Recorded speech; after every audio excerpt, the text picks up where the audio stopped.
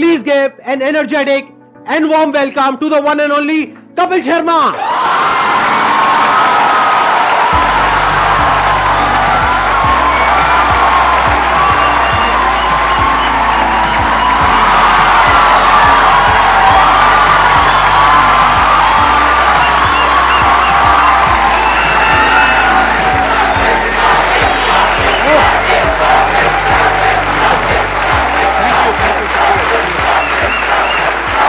Please, thank you. Thank you इतने प्यार के लिए, मोहब्बत के लिए। क्या एनर्जी आप सबकी, वाह।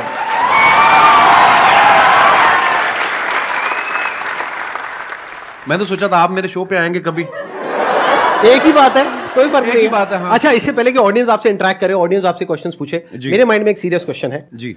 आज से 10 साल पहले आपने अपने करियर की शुरुआत करी थी। मैंने देखा 2013 में कॉमेडी नाइट्स विद कपिल के नाम से आपका शो आया था। आज पूरे 10 साल हो गए हैं जी सर। तो तब क्या आपने सोचा था कि एक दिन आपको संदीप महेश्वरी शो में आने का मौका मिलेगा?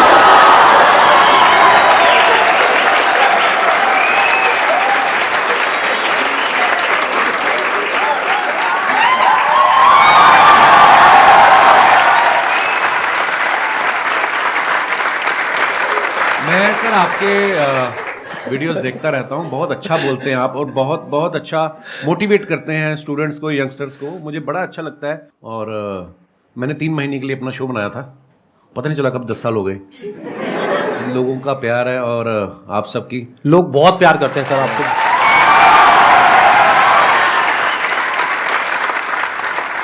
चलिए Q&A सेशन शुरू करते हैं। सर आपसे एक्चुअली एक रिक्वेस्ट है कि आप मोटिवेशनल मंच पे आए हैं तो कॉमेडी के वे में थोड़ा मोटिवेट कर सकते हैं। ये संदीप जी से बेहतर कौन करता है? मैंने इतने सारे वीडियोस देखे हैं कि आपको इतनी मोटिवेशनल बातें करते हैं आपके साथ और बीच बीच में आपको हंसाते रहते हैं, तो इसीलिए शायद इनका शो इतना पॉपुलर भी है। Hello Kapil sir. सर मैं आपका बहुत बड़ा फैन हूँ। Thank you brother. मैं आपके साथ 2 लाइन गाना चाहता हूँ। मैं सीरियसली बोलूँ, आपको देख के मुझे कोई गाना नहीं याद आ रहा। सर मेरे को आ रहा है सर, आपको देख के गाना याद। प्लीज आप शुरू करिए। गुलाबी आंखें जो तेरी देखी, शराबी ये दिल हो गया, संभालो मुझको ओ मेरे यारो, संभलना मुश्किल हो गया। गुलाबी आंखें जो तेरी देखी, शराबी ये दिल हो गया। वाह, बड़े एनर्जी यार, क्या बात है, बहुत बढ़िया।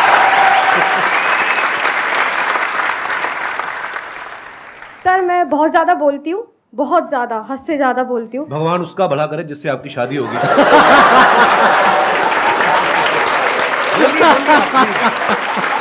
Happy women's day. Thank you sir, thank you so much. मेरे को ये पूछना है सर, गुड लिसनर कैसे बन सकती हूँ मैं? चुप रह के।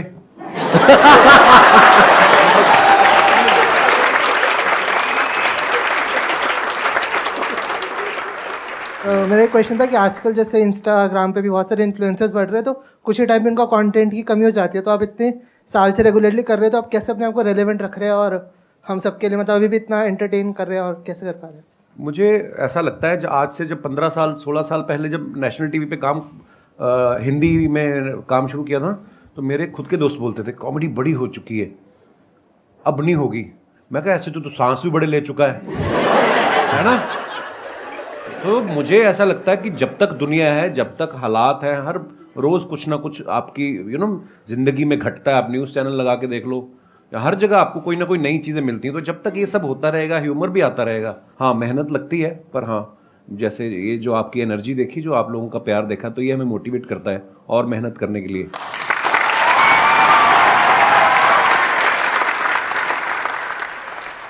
मैं आप दोनों से जानना चाहता हूँ, क्या आपने जो सोचा था, जो मैं इस प्लेटफॉर्म पे यहाँ तक पहुँच जाऊँगा तो मैं ये कर सकता हूँ, ये कर सकता हूँ, ऐसा होगा वैसा होगा, क्या आज वैसा हो रहा है? मुझे लगता है बिल्कुल वैसा हुआ है और शायद उससे कहीं ज़्यादा हुआ है।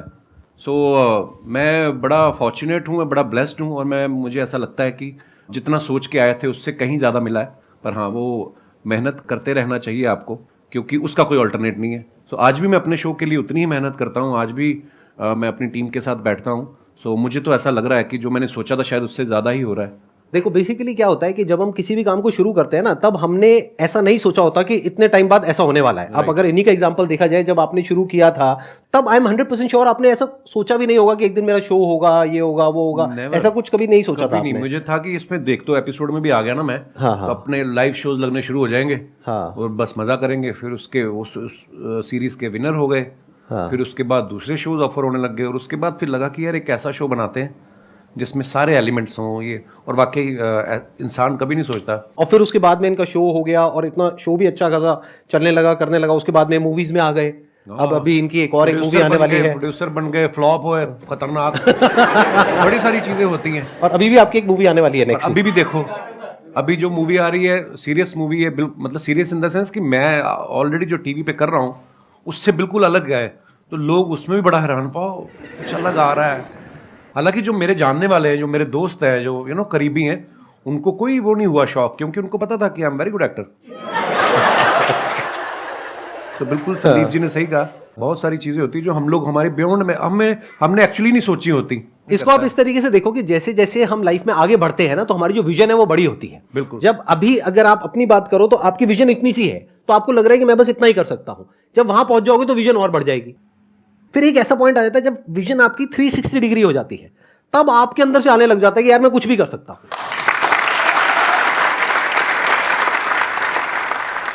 मजा आना चाहिए, मुझे ऐसा लगता है, जो मैंने देखा कि अब मजा आ रहा, तो फिर जिंदगी पता नहीं चलती। 10 साल मेरे कब निकले ये वाले, जब ये शो शुरू किया मुझे जेन्युइनली नहीं पता चला।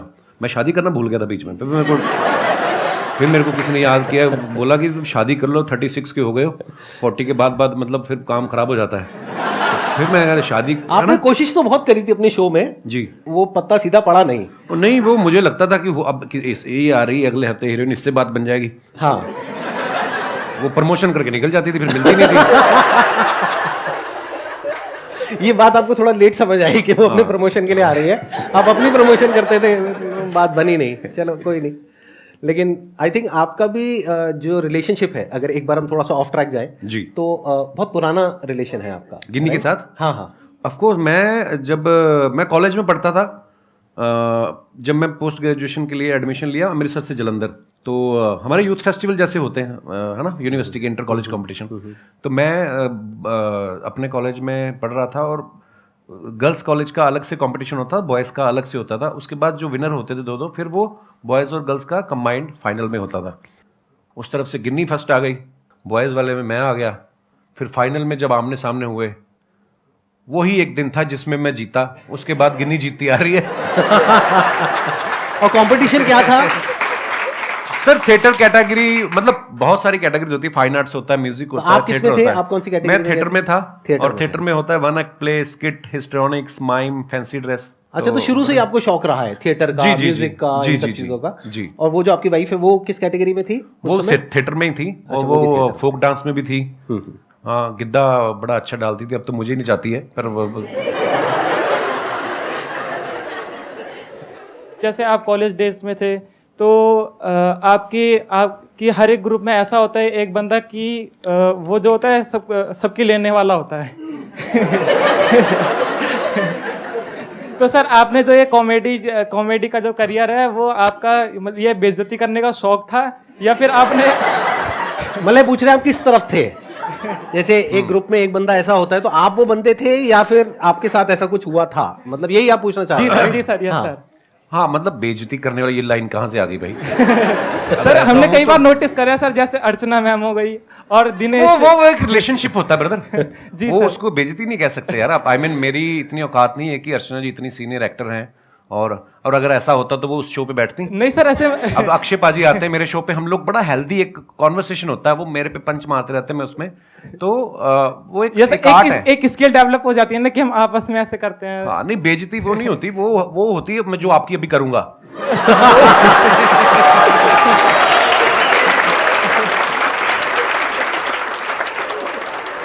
मैं स्कूल में ऐसा नहीं था, बिल्कुल कॉलेज में भी ऐसा नहीं था। हाँ, पर मुझे लोगों को हंसाना अच्छा लगता था, पर मैं बड़ा इंट्रोवर्ट था। मुझे लगता कि शायद मैंने ना बहुत साल लोगों को ऑब्जर्व करता रहा, देखता रहा, अलग अलग कैरेक्टर्स। तो जैसे अभी मैडम ने भी सवाल पूछा था, तो वो चीज़ें डेवलप हो रही होती हैं, आपको नहीं पता होता है कि आपके अंदर कुछ डेवलप हो रहा है धीरे धीरे करके। तो अच्छा लगता था लोगों को हंसाना, सो आई थिंक उसी की सर वजह अपने आप पर भी शायद- हंसना भी स्किल है सर, कई लोग हैं जो अपने सबसे आप पे पहले हंस ही नहीं पाते। सबसे पहले अपने ऊपर हंसो। एक मैं आपको मंत्र बताऊं छोटा सा, अगर आपको लगे ना कि यार मेरे बारे में लोग क्या कहेंगे, सबसे पहले अपने बारे में खुद ही कह दो। जब आपके शो में कोई भी आता है या जैसे एक्टिंग हो गया या सिंगर, तो आपको किस में मज़ा आता है? आपने एक्ट्रेस तो बोला ही नहीं। मेन मजे वाली बात है, सिंगर है। सिंगर के साथ ज़्यादा मज़ा आता है या हाँ, मुझे एक्चुअली क्योंकि पर्सनली मुझे म्यूजिक का बहुत शौक है। नहीं, एक्टर्स के साथ भी बहुत मजा आता है, मस्ती मजाक करते हैं, पर कोई जब सिंगर आता है तो उससे ये होता है कि आप भी एंटरटेन होते हो, है ना? नहीं तो अदरवाइज हम उनको कर रहे होते हैं, ऑडियंस को कर रहे होते हैं। तो म्यूजिशियंस कोई भी आते हैं सिंगर या, तो मुझे बड़ा अच्छा लगता है।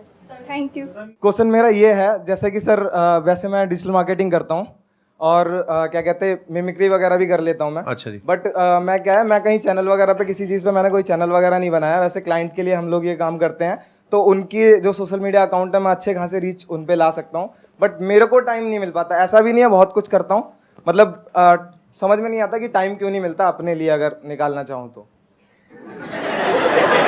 आप जवाब देंगे, मैं जवाब दूं? हाथ तो नहीं उठाना चाहते ना आप?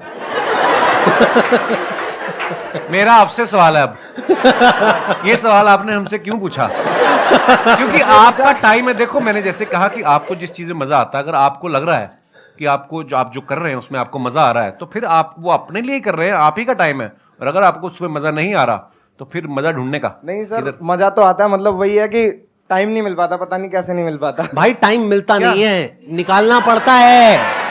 माई question is for both of you कि क्योंकि आप लोग अपनी फील्ड में ना you are the number one, which whatever you are doing right now you are at the top.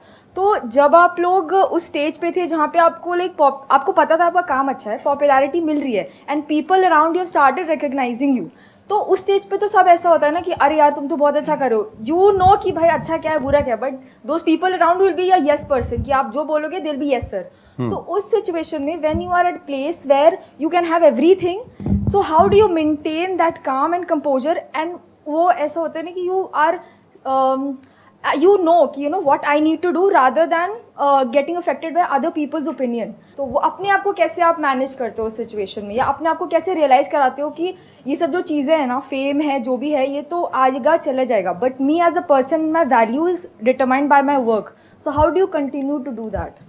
Wow.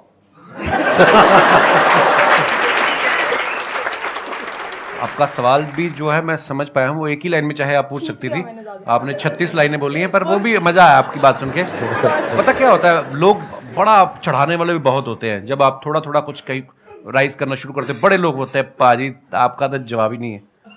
Complement ले लो, लेने का मजे करो, मिल रहा है ना, कुछ कुछ ले तो नहीं रहा आपसे, उसको सीरियसली लेना। और सबसे इंपॉर्टेंट चीज, जब आप क्रिटिसाइज होते हो, जब आपको कोई अब कैरेक्टर्स देख लो आप, आज अगर कोई सेंचुरी मारता है, उसके घर के बाहर जाके ढोल बजा रहे हैं, अगले मैच पे वो 0 पे आउट हो जाए तो कीचड़ भी फेंक आते हैं। अपने लोग बड़े इमोशनल हैं, प्यार करेंगे, दिल से करेंगे, गाली भी देते दिल से करेंगे।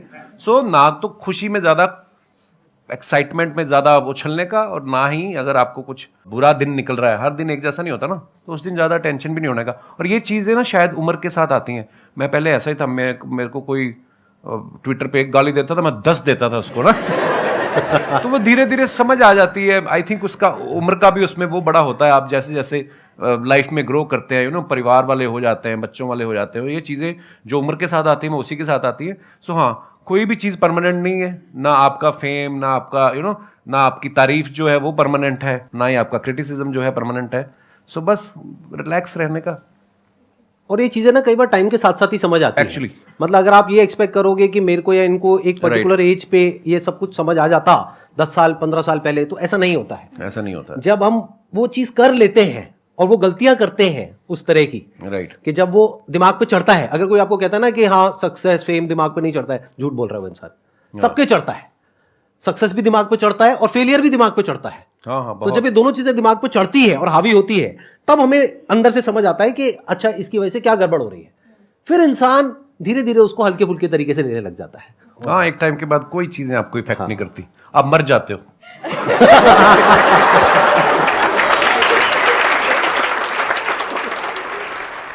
मेरा एक ही क्वेश्चन है, हम खुद का बिजनेस कर रहे हैं, कुछ भी कर रहे हैं, हम कैसे टीम बिल्ड करें, उनके अंदर कैसे लॉयल्टी लेके आए, हम कैसे पता करें उनके दिल के अंदर हमारे लिए मतलब बहुत ज़्यादा लॉयल्टी है, मतलब समर्पण है हमारी कंपनी के लिए, हमारे लिए, हमारे टीम मेंबर के लिए। इट्स अ गुड क्वेश्चन, और ये हम सिर्फ टीम पे नहीं लगा सकते इस फंडे को, हम दोस्ती पे भी लगा सकते हैं, बिल्कुल, फ्रेंडशिप पे भी लगा सकते हैं, रिलेशनशिप बोल सकते हैं, any kind of a relationship, that could be a professional relationship और अ पर्सनल रिलेशनशिप। तो कोई भी रिलेशनशिप हो किसी भी तरीके की, उसको स्ट्रांग कैसे किया जाता है? देखो अब सामने वाले के मन में क्या चल रहा है ये तो आप कभी भी नहीं जान पाओगे। अगर आपको ऐसी कोई शक्ति मिल जाए तो तुम बिजनेस छोड़ के तुम तो लड़कियों के पीछे लग जाओगे कि मुझे तो पता है इसके दिमाग में क्या चल रहा है। सो देखो ये शक्तियाँ तो मुझे नहीं पता कहाँ से आती हैं, हाँ, लेकिन आपको कहीं ना कहीं अंदर से पता चल जाता है कि कौन मेरे लिए अच्छा सोच रहा है। अच्छा, ऐसा भी नहीं है कि जो आज आपके लिए अच्छा है वो आज से 5 साल बाद हो सकता है उसके मायने बदल जाएं, उसकी आपसे एक्सपेक्टेशन अलग हो जाएं। जो मेरे भी बहुत ऐसे मेरे दोस्त हैं, आज भी मेरे वही दोस्त हैं स्कूल कॉलेज के, पर कई दोस्त ऐसा भी होता है कि वो आपसे कुछ और उम्मीद करने लग जाते हैं। यू नो, समय बहुत बड़ी चीज़ है, समय के हिसाब से आपके विचार भी बदलते हैं, सब कुछ होता है। पर हाँ, अगर आपको ये जानना है कि ये मेरे लिए कितना लॉयल है तो ये सोचना छोड़ दो, आप अपना 100% उसको दे दो। जब वो देखेगा कि आप उसको कितनी मोहब्बत से इसको ट्रीट कर रहे हो तो वो सेम शायद बदले में आपको ऐसा मिलेगा। तो इसको हम पढ़ते भी आए हैं कि आपके ही कर्म आपके आगे आते हैं। मुझे ऐसा लगता है आप जब अपना 100% देते हो किसी को विदाउट एनी एक्सपेक्टेशन, आपके अंडर जो काम करते हैं जो भी, उनको अगर आप बहुत मोहब्बत देंगे तो शायद वो भी आपके लिए लॉयल ही होंगे। मेरा अपना टेक ये है कि अच्छे टाइम में कभी भी एक रिलेशनशिप की पहचान नहीं होती है। एक्चुअली अच्छे टाइम में तो सब अच्छे हैं, दोस्त भी अच्छे हैं, रिश्तेदार भी अच्छे हैं, टीम वाले भी अच्छे हैं, सब कुछ अच्छे हैं। जब बुरा टाइम आता है तब क्या आप उसके साथ में खड़े हो या नहीं खड़े हो, और पूरे दिल से, उससे रिलेशन पक्का हो जाता है।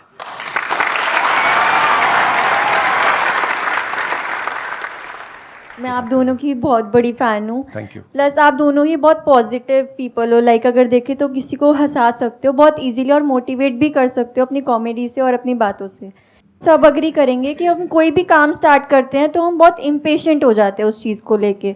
तो आप इम्पेशेंट आप दोनों भी होते होंगे, तो आप कैसे डील करते हो उस चीज़ से, दोनों? लाइफ में जो सबसे बड़ी क्वालिटी हम सबके अंदर होनी चाहिए, जो आई एम 100% श्योर इनके अंदर भी है, और वो लोग जो आगे बढ़े हैं लाइफ में सबके अंदर है। लाइफ में अंदर चाहे जैसी भी हालत है, मन है चाहे नहीं है, जो करना है वो करना है, as simple as that. The show must go on. ये क्वालिटी हमारे अंदर सबके अंदर होनी चाहिए अगर हम लाइफ में आगे बढ़ना चाहते हैं, तो जो आज की जनरेशन में बहुत कम लोगों के अंदर होती है। हम क्या सोचते हैं, काम को शुरू करते हैं, रिजल्ट नहीं आया, छोड़ो बेकार है, फिर किया नहीं आया, बेकार है। बेकार है क्या होता है, करना है तो करना है ना। आगे सर आपकी बारी। सेम। मुझे पता था ऐसे कुछ आने वाला है यहाँ से। Thank you so much sir यहाँ पर आने के लिए। थैंक यू, मुझे बहुत मजा आया आपसे मिल करके। थैंक यू, बहुत बढ़िया।